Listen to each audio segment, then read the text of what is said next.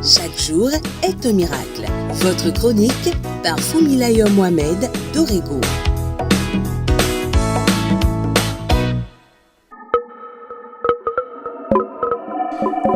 Bonjour, habitants de la Terre. Ne vous est-il pas arrivé au moins une fois de vous demander ce que vous êtes censé faire sur Terre? Je crois que oui, car c'est l'une des questions qui revient sans cesse sur toutes les lèvres. En tout cas, beaucoup me la posent. Il est vrai que chacun de nous a quelque chose de précis à accomplir, mais cet accomplissement s'inscrit dans un cadre global. Et pour le comprendre, nous ne pourrons que faire recours aux messages inspirés des auteurs spirituels ou célestes. Car jusqu'à ce jour, aucun scientifique, si érudit soit-il, n'a encore prouvé et trouvé le créateur de l'homme par la science. Les messages divinement inspirés sont nombreux à la disposition des hommes. Pour ma part, celui que je maîtrise et qui est à la base de la plupart de mes travaux de réflexion est la Bible. La Bible dit que l'homme a été créé de la poussière de la terre et qu'il a été placé dans un jardin, lui-même créé sur la terre, avec recommandation de cultiver et de garder ce dernier. Autrement dit, l'homme a été créé pour cultiver et garder la terre. Quel que soit donc le travail de l'homme, dans l'un quelconque des domaines, il doit cultiver et garder la terre. Cela devrait nous aider à comprendre beaucoup de choses.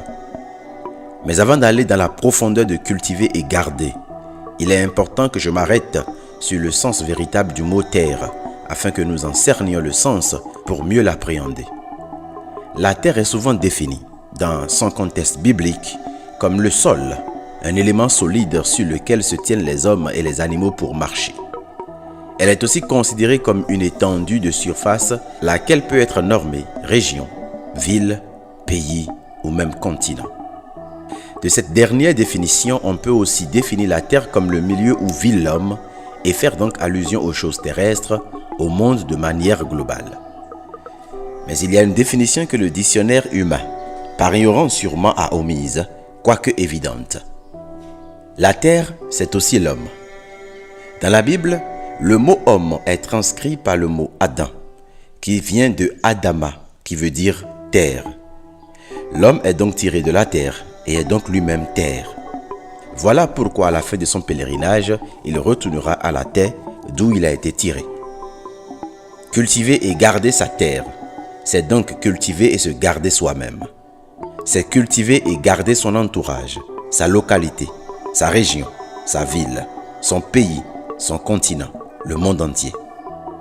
Cultiver et garder la terre, c'est cultiver et garder l'élément solide sur lequel nous marchons tous, la terre elle-même comme étant espace, mais aussi cultiver et garder l'ensemble des principes, des règles sur lesquelles nous marchons et qui nous dirigent dans nos actions.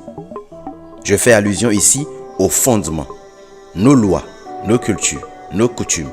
Les bases de nos fondements doivent nous permettre ou doivent être pour le seul but de cultiver et de garder la terre. La question est de savoir qu'est-ce que cultiver et garder la terre et comment le faire. Par la grâce de Dieu, j'en parlerai demain. Ces préalables sont nécessaires, sans quoi nous ne comprendrons pas pourquoi nous devons avoir une attitude citoyenne tout au long du mois de novembre. Agréable journée à vous et à demain. Merci de contacter le numéro +229 66 92 09 09 pour participer au groupe restreint de discussion ou pour rejoindre la liste de diffusion.